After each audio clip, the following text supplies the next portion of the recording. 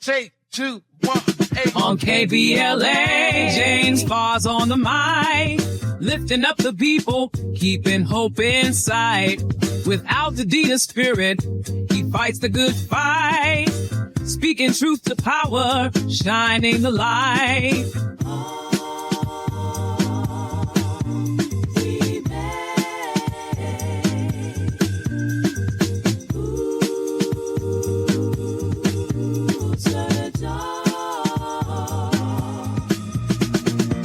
Flames try to break us, but we're standing tall.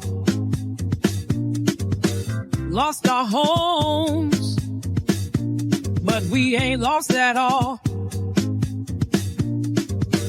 Through the smoke and the ashes, we see the sun. Altadena's fight has just begun. Just begun. We'll rise again. We'll build it strong. Through the struggle, yes, we belong. Hand in hand, through dust and pain, Altadena's heart remains.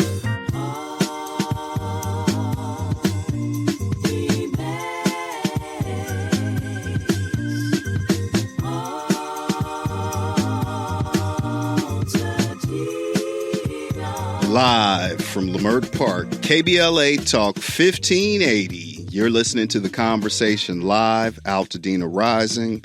I'm your host, James Farr. I want to welcome you into today's program. This is the show of record, and we are chronicling for the nation the deadly January 7th Altadena Eaton Canyon Fire, which devastated an African-American community, claiming 18 lives, displacing thousands of others. Before we get started and tell you about today's program, I want to invite you to like us on social media at KBLA Talk 1580. You can follow me on at James Farr Live across all socials. And if you've missed some of our previous episodes, they are available wherever you get your podcast from, and also over on the KBLA YouTube page. And you can obviously download that app. That's the easiest way to stay connected to us. We're hearing from folks across the country, across the nation, and even have some listeners over in Ghana. So I want to thank all of you for checking in with us. So appreciative that you've allowed me into your living room this morning, your family room, your dining room. Maybe you are in the kitchen. Perhaps you're doing some of those morning chores that we typically do over the weekend out in your yard. You're hiking, you're out and about in your car. I greatly appreciate you allowing me into your space. We have a full program for you today, and we're going to spend the entire hour today. This is the first time that we've actually gotten into this space, and it's not a subject that I'm overly excited to have to talk about, but it is a reality of where we are in this relief recovery as we talk about the resilience, the rebuilding, as well as the rebirth of Altadena. But 18 community members perished in this fire, and coming up today, we're going to have the daughter of Rodney Nickerson, Kimiko Nickerson, is going to be talking with us and sharing a little bit about what her experience has been. And she's also going to be joined by her attorney. You may be familiar with him as a very famed litigator. He was the trial coordinator for the Dream Team in the O.J. Simpson defense, Mr. Attorney Carl E. Douglas, managing partner of Douglas Hicks Law. They're going to be in the seat, and we're going to, have that uncomfortable conversation. But before we do that, I want to get to some facts. right? We do this every week. Facts, all facts, no cap.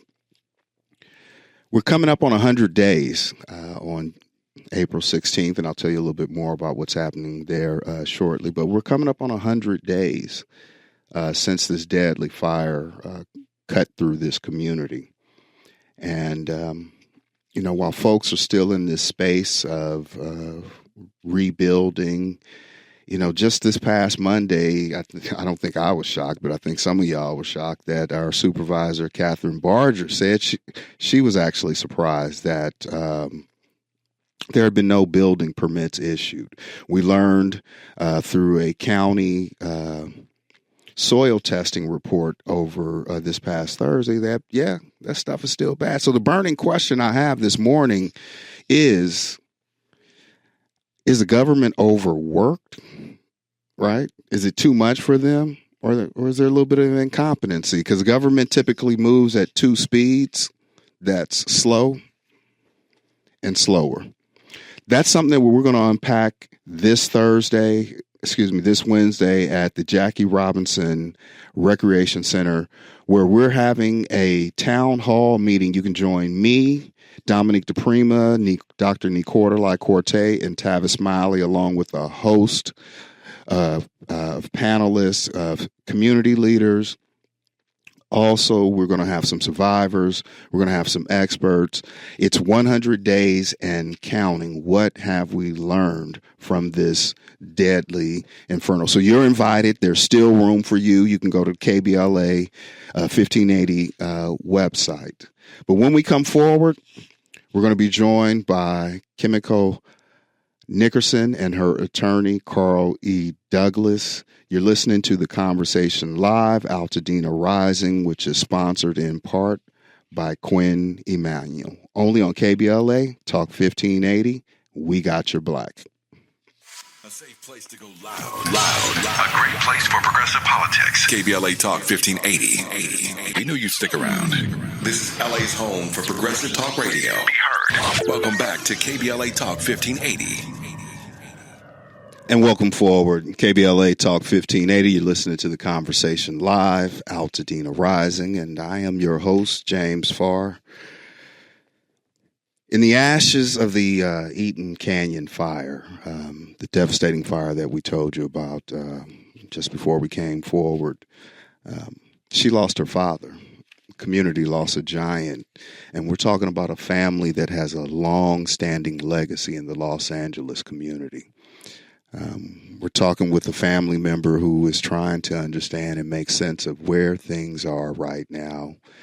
We're also joined by her attorney, who's going to give us some legal framing of what is happening. And we've talked earlier in some of our other episodes, we know that Southern California Edison should be held responsible, and certainly it appears that they are the responsible, or the causation, I think, is that legal term that's being used. So we'll talk with Attorney Carl Douglas in this segment as well. But I want to first welcome in the daughter of Mr. Rodney, the late Mr. Rodney Nickerson, Kimiko Nickerson, and Carl Douglas, Attorney Carl Douglas, into the conversation. Ms. Nickerson, how you doing this morning?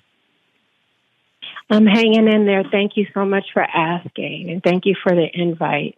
Absolutely. I know this is a difficult time, and I appreciate you finding the strength and courage to come into this space to share a little bit. So, but I want to just ground and make sure that, and check in. How are you? We're nearly 100 days, and I can't imagine the emotions and grief that you're experiencing right now. How are you doing? What's life like for you right now? Well, as you said, it's been 100 days. It seems like yesterday. I go to the property and sit there, and my friends join me. Carl has joined me, and we go there as if normal behavior, and try to take in the vibe and the movement of what's going on around us. And it's tragic. Yeah. What kind of man was your father? I mean, we in Los Angeles and certainly in Altadena know the family legacy, right? We know about the development of the Nickerson Gardens housing complex and Watts, and your family's history with Golden Mutual and banking and entrepreneurship. And I know that your father was in the aerospace industry, but what kind of man was he? Who was Rodney Nickerson?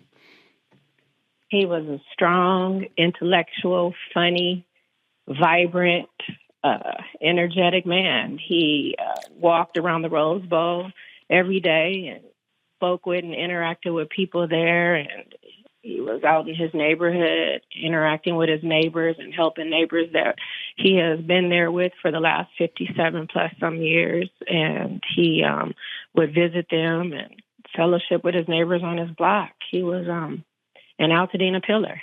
He interacted with all the vendors up and down Lake Street, from the banks to the markets, and that was his community. Someone described him to me as someone that had a pretty, witty sense of humor, or quips, quotes, like he would say some things that stick with people. Did I get that right? This is true. He always had a good word for you, or a good article out of the newspaper, something that would get you through the day, or he had a Bible prayer for you. He was an avid reader, right? This is true. He read the LA Times every day from cover to cover, and loved it on Sunday, especially after church. After church. Now, how did that influence you? Like, how does growing up in a home with such a legacy, right? Like, and how does that show up with you? I know you had to be reading some of those articles as well. I know he was a lifetime member of the National Action Network. Tell me more about how that shaped you. Oh, yes. He was the chairman at Weller Street Missionary Baptist Church on Glen Street in East LA. And he just showed me how to have stability. I've been in that house from the day I was born to the day he died, and I want to be there to the day I die. I've been in Altadena and in stability with him, with words of encouragement and articles out of the newspaper, and him always there guiding me and the people around me with, as you said, witty words. He always has something good for you. Yeah, always. The good Deacon Nickerson is what one person told me, right? And I wasn't looking for nothing bad, right? But I couldn't find anybody that said anything bad about your father. Everyone held him in such reverence and high regard. A giving man, a family man. How are you? What's life like for you right now? It's literally one moment at a time. I have concerns about the going forward in Altadena. So far, so good, though. Mm-hmm. They've cleared 6 lots on my block, and they're always moving. But I wonder what tomorrow will hold every day I wake up with Altadena, especially. Has there been an overwhelming or an abundance of support? And, I understand you're very private, right? Like, this isn't what you do. You're not a public person. And it could, somewhat be invasive to have people constantly, hey, how are you? How are you feeling? I apologize, but I got to ask, but how is the community support? What are you experiencing? It's very loving. Everybody is coming together. It seems as though as soon as you go above Woodbury Boulevard, the love starts. However, the love is from everywhere, and it is very overwhelming. I'm not a social media person, and so it kind of grabbed me and at first rubbed me the wrong way, but I receive it as all love. It has been one heck of a ride for me. But when you get above Woodbury, the fellowship you see, the giving, the food trucks, from the post people to anyone in that devastating area, it's a really wonderful vibe to be in, honestly. I've talked to people, and they thought I was being a bit fantastical, right, and kind of whimsical and even imaginative, right? But I said if Wakanda were a real place, I think Altadena would be one of its communities. I think you're right. I think that's a great way to put it because it like has a dome over it right now. And when you get up there, it is just breathtaking. And I encourage people to go see the devastation and see the change as it comes.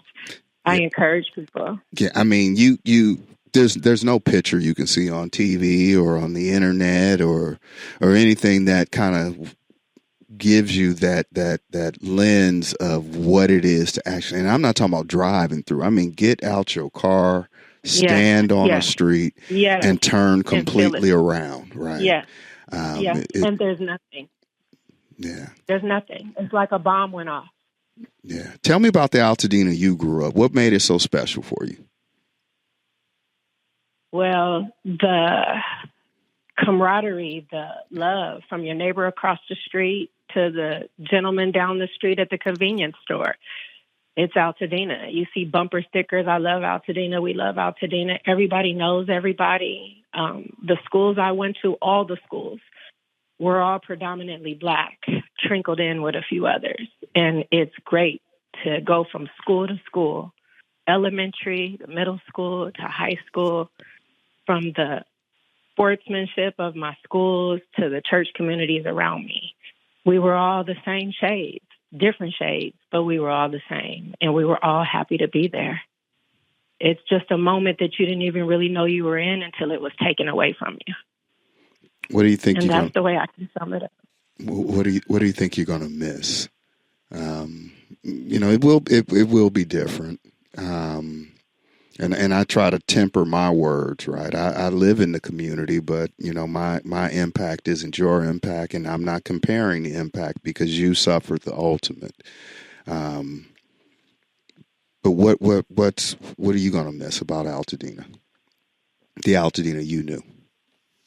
My dad, for number one, will be the main thing every time, and the fellowship of my neighbors. That I've seen for the last 50 years that I've been living. Mm-hmm. And just the trees that blow and the silence. And it's so many things. Excuse me for getting emotional. But as it changes, as I see it every day that I go there and sit with my lawn chair on the front, I try to take in the change. And the change, you can almost feel it and smell it in the air. I'm hopeful that it'll be a good change, but I pray it will be the way it was before the fire. And I'm hopeful for that. I'm going to miss the birds and the woodpeckers. It's a lot of trees they're going to take down that they've marked. And those are trees I've climbed in as a child and grew up in as a child with my neighbors and my friends. And they won't be there when I go back. The little things. Our swimming pools and things like that.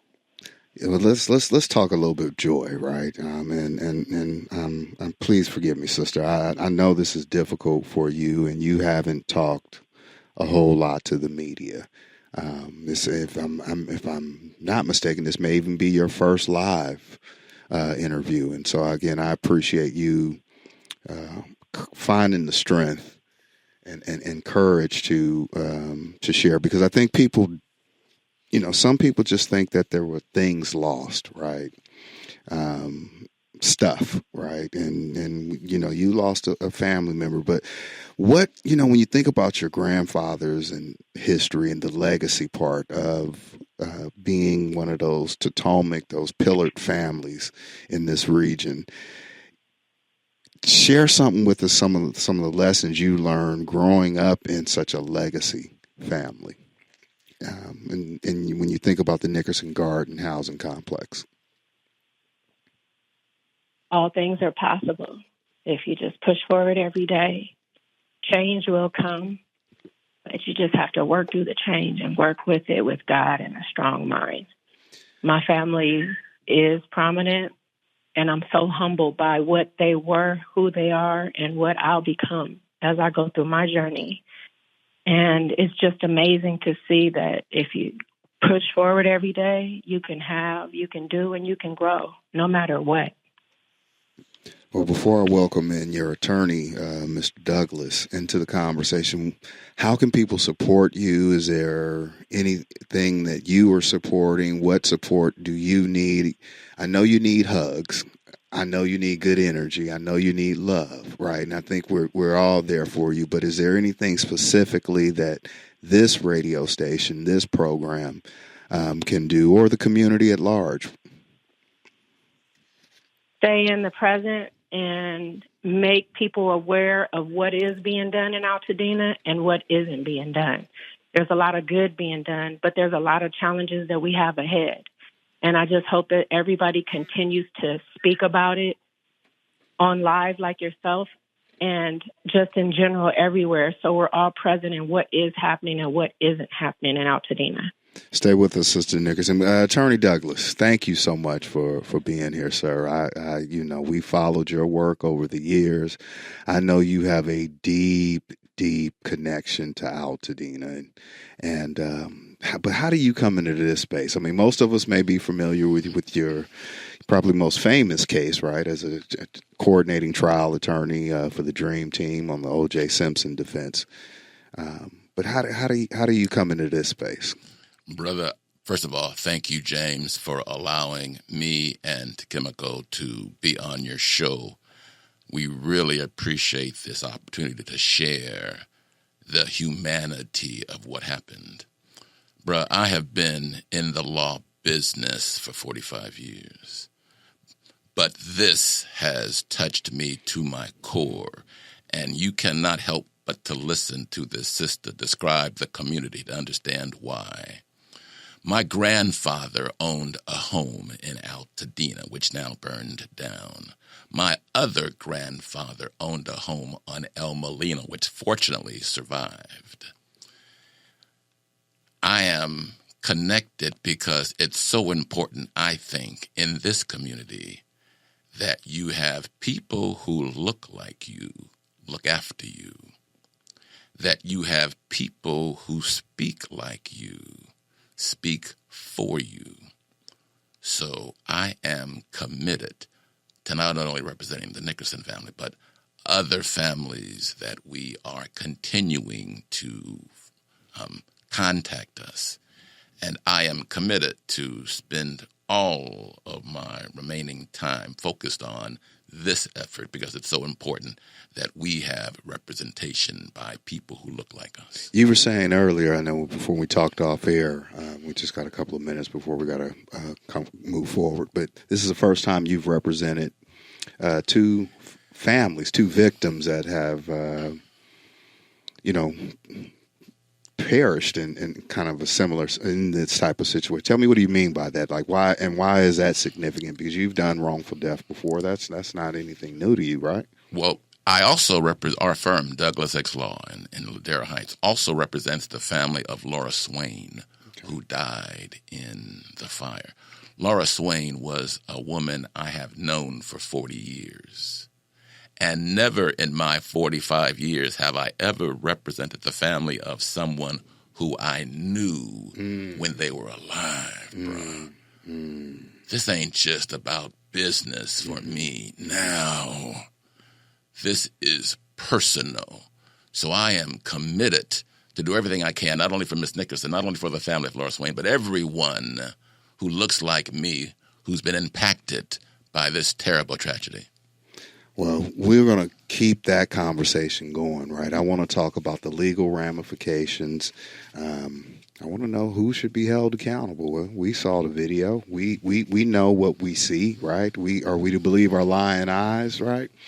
We'll definitely continue this conversation with attorney Carl Douglas when we come forward. This is the Conversation Live, Altadena Rising. I'm your host, James Farr, and we are sponsored in part by Quinn Emanuel Trial Lawyers.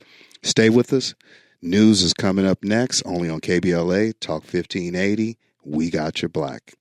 The station you turn to when you've had it up to here with cultural incompetence. KBLA Talk 1580. You're listening to Unapologetically Progressive. KBLA Talk 1580.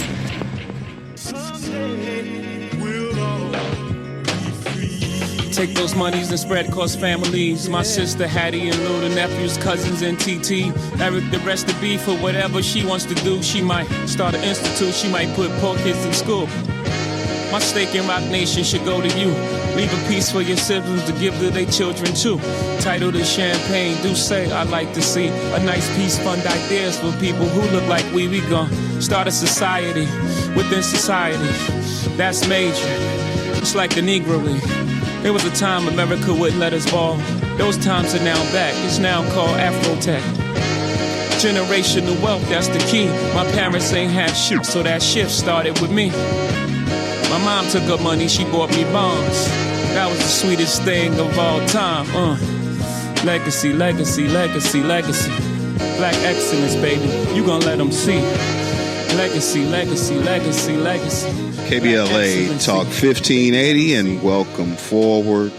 You're listening to the conversation live, Altadena Rising, and I am your host, James Farr. Our program is sponsored in part by Quinn Emanuel Trial Lawyers, and I'm also joined by a very distinguished trial lawyer from the Douglas Hicks law firm, based here in the Los Angeles area. And Attorney Carl Douglas is the managing partner, and he is representing Sister Kimiko Nickerson, whose father was one of the 18 souls that perished in the deadly Eaton Canyon Altadena Fire back on January of this year. Attorney Douglas, thank you so much for staying over with us and expanding this conversation. I mean, you know, I think that song by Jay-Z, Legacy, is kind of slides right in the pocket right now of where we are. It hits right there, brother, right there. Absolutely. Thanks for having me on. Absolutely. So I want to get into this the legal part of it, right? We brought our listeners up to speed on the causation, right? We've seen, and if you haven't seen, it's widely available, the surveillance video from the gas station at the corner of New York Drive and Altadena Drive, which looks facing the north, right, into the mountains, the hillside, the power lines that are owned by Southern California Edison, right? I don't know can they? You know, I don't want to call back the if it doesn't fit, you must have quit kind of analogy, right? But how do they get out of this one, right? Like, I mean, we see it. Are we to believe our lying eyes, or what's happening? Even if the evidence seems overwhelming, Edison has the right to defend itself. They have the right to have lawyers responding to the allegations of responsibility. Mm-hmm. That process is going to take 3 years at a minimum because of the 9,400 structures that burned in the Eaton Fire of the 18 lives. How many of those thousands of claimants are going to file a lawsuit? Edison then legally has an obligation to respond. There are insurance companies that are paying claims on people whose lives have been affected, like Ms. Nickerson, mm-hmm. like the Swain family and others. Mm-hmm. Those insurance companies are going to be also seeking compensation to be reimbursed for their monies. So you have a collection of literally hundreds of law firms who are collectively going to see or determine what happened, and then they're going to have to spend time trying to figure out how much is fair to compensate people for their losses. Well, I want to get there, right? But I want to back up a little bit because you said 3 years, right? And I know that you have about, 5 years to bring a governmental claim, or excuse me, before it has to actually go to trial, right? Well, there's a 5-year deadline from filing a lawsuit by which it has to go to trial. Okay. There's a 3-year statute of limitations deadline by which you must file a lawsuit if you have property damage. Property versus loss of life, right? Personal injury is 2 years. Property is 3 years. Okay. So, but there are lawyers already on the scene representing Edison, representing insurance companies, representing public utilities, representing public government, LA County, the city of Pasadena, who spent money. They're all collectively now in lawsuits. They are doing inspections of the towers as we speak for the last 3 weeks, for example. Mm-hmm. Edison wants to re-energize those towers that have been dormant by May the 1st. So there are experts on both sides collectively investigating, inspecting, having drones. And it will be determined, I hope, that Edison was in fact responsible. Everyone in the know-how has basically assumed that.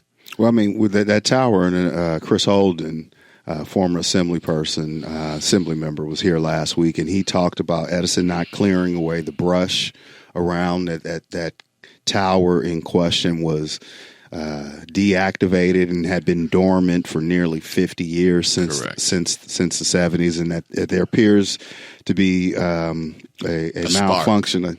Well, first a malfunction somewhere down the grid, possibly in La Crescenta, and then this spark. As the energy continued down the line, there is suspicion that it activated this old dormant tower that led to a spark. There were brush around the bottom of the tower that led. There were then monumental historic winds that whipped those sparks around. And collectively, that led to the conflagration that took 9,400 structures. It was a combination of factors, a perfect storm of bad circumstances coming together, starting first with Edison. Absolutely. So walk me through this process. So you file a lawsuit, right? Correct. Right now, and there are hundreds of attorneys, thousands of plaintiffs, right? Correct. Does everyone go to court individually, or is there some sort of referee conference? Like, how does that procedurally work? There's going to be a collection made of a steering committee of lawyers who will represent the entire individual plaintiffs. Eventually, there'll be a judge that'll be assigned to listen to the claims of each of the people. Some lost property, some were renters, some were death cases, some were only a little property, some lost collections of pictures or jewelry or my music collection, which has unlimited value. There'll be an effort to determine that, and at some point, everyone will probably resolve at some portion on the dollar of all the claims. So whether you have insurance, whether you've received aid from FEMA, whether you've done a GoFundMe, whether you have nothing, right? Are you saying that eventually there will be some sort of settlement for everyone impacted or some people impacted? Historically, when there have been these fires in different parts of the state, because these kinds of wildfires happen often, they are ultimately resolved quietly, privately, and everyone secures some portion. Rarely does any sort of individual receive full value on their losses. And that will be part of the process, determining what the ground rules are, how many claimants are there, how much money is available, and how to portion that out depending on all the thousands of claims that will be presented. Last question, because we're almost pressing up on the clock. How important is it to have representation, like from someone like you or Quinn Emanuel or any attorney for that matter? There's no rush to secure someone now. Hire a lawyer like you're going to hire someone to do surgery on your child's brain. Everyone will be protected. Your rights will be protected. There's no rush because the process will go on. You have 3 years to file. Please do your job to find someone to look after you, looks like you. Find someone who speaks like you to speak for you. How can people get in touch with you real quick? Douglas X Law. I'm on all platforms, 323-655-6505. We've had the same number for 20 years. 20 years. My guest this morning has been attorney Carl Douglas, managing partner of the Douglas Hicks Law Firm. When we come forward, I have some updates for you, only on KBLA Talk 1580, your ancestors' favorite radio station. This is KBLA Talk 1580, where hate loses and love wins. And welcome forward. You're listening to the Conversation Live, Altadena Rising, only on KBLA Talk 1580. I'm your host, James Farr, and this is the show of record, and we are chronicling for the nation the deadly Altadena Eaton Canyon Fire, which took place this past January 7th to be exact. 18 people perished in this deadly inferno, and no telling really how many thousands of people have been displaced. But fortunately, there are community members, there are behavioral scientists and folks who are gathering this information. And we need your help with gathering and knowing exactly where folks have been relocated to. So I have on the line right now Emery Thomas, who is a behavioral scientist with the Futures Organization, who has put together a comprehensive survey, and I wanted to talk with him to see what he's learned. I've reported on it before. Brother Thomas, are you there? I am. Good morning. Thank you for having me. Absolutely. So we got to power through this. You know how this clock works over here. First tell us what the survey is about. Well, we put together the Altadena Rising Impact Survey because we wanted to find out the experiences of every single adult over the age of 18 in Altadena that who was present for the fire or who lived in Altadena at the time of the fire. We wanted to know what they went through before the fire, during the fire, after the fire. We wanted to find out what their hopes and their intentions were for the future of Altadena. Did most of the people, what are you finding right now? I know the survey isn't complete, right? And you're still taking a sampling, but what are you finding from your initial samplings right now? We have to be a bit careful at this, because obviously we don't want to impact or bias the results of what will come forth in the survey, but I got a couple things I can share with you. We know that about 1 in 10 Altadenans were dropped by their home insurance carrier in the year leading up to the fire. We know that slightly more than half of Altadenans that responded to our survey did not receive an official evacuation order from the authorities. And we know that about 86% of Altadenans feel that they were not provided with sufficient warning about the potential severity of the fire to be able to prepare adequately and to gather up all the things and to, evacuate in a manner that, perhaps could have gotten them 86%. Now, you're good with the math. I'm not, right? I'm managing the clock here. Yeah. 44,000 people. What's 86% of 44,000 people? So right now we're talking about a sample of about 1,123 adults. Altadena's adult population is just under 35,000. So we know that our margin of error is like plus minus 2.92% right now, which is a very reliable sample for this kind of research. So Altadena has what, about 2 point something to a little under 3 people per residence, right? So what does that tell us? How does that inform your survey? Look, our best estimate, and again, it's not purely from our survey, but it's also from the data that the county's collected. They've said that about 6,116 habitable structures or homes, places people live, were destroyed that they've cataloged. If we take that and we put that together with about what we're getting from our survey, it's about 2.84 people per household. And, there are a couple of varying figures, but we're just going off of what we've seen.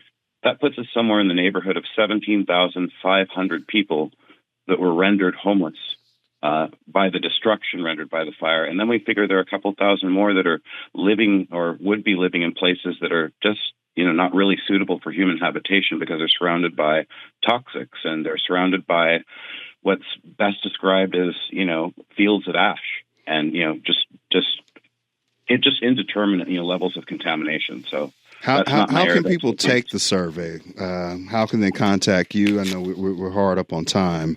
But I appreciate you making the time. How can people take the survey? Look, people can go to www.thefutureorg.com. That's TheFutureOrg.com. Or just look up the Future Organization or look up the Altadena Rising Impact Survey.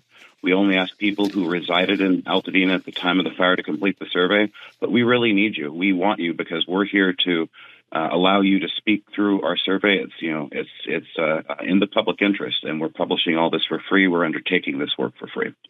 We appreciate the work you're doing, Brother Thomas. When we come forward, we got a message in the music. You know how we do it on our Saturday Slap, only on KBLA Talk 1580. We got your black. And welcome forward to KBLA Talk 1580. You're listening to The Conversation Live. I'm your host, James Farr. Every week, we want to get out of here with, a message in our music, right? Like we've talked, we've heard from attorney Carl Douglas. and he's representing a member of the Nickerson family. We heard a very emotional story of what Sister Kimiko Nickerson, the daughter of Rodney Nickerson, is experiencing as she puts together back the things in her life. And people have asked, why do we do this every week? And I think I'm going to let this song kind of tell you why, you know.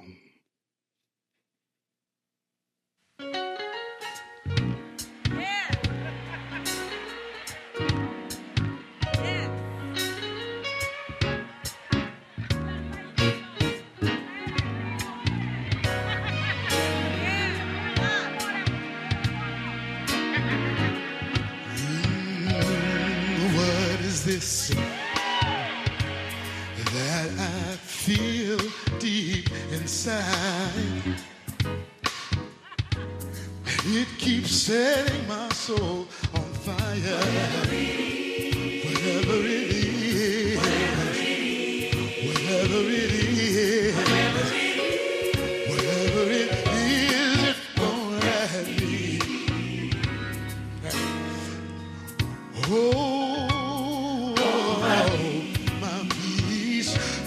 What is this? It makes folks say I'm acting strange. Makes me want to run on in Jesus' name. Whatever it is, whatever it is, whatever it is, whatever it is, whatever it is, it won't let me. Oh, my peace. I said it makes me love all my enemies. Yes, it does. And it makes me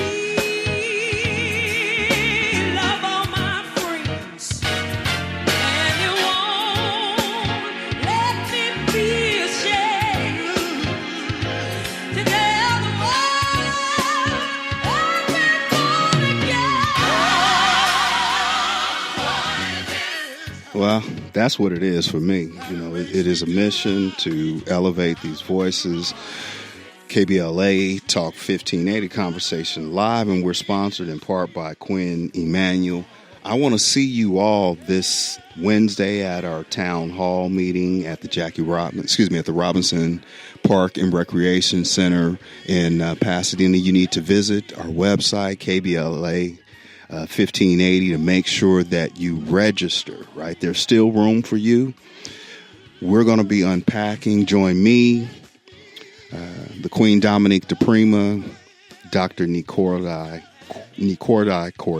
Corte, and our very own Tavis Smiley. I'm sorry, I'm a little full from the song. I'm full from Sister Nickerson's remarks this morning. Appreciate you guys staying with us. Coming up next, Angela Roddick Wright and the Legal Lens. She has an exciting show for you. I want to thank Kim, Reggie, Simeon on the boards. It's KBLA Talk 1580, unapologetically progressive.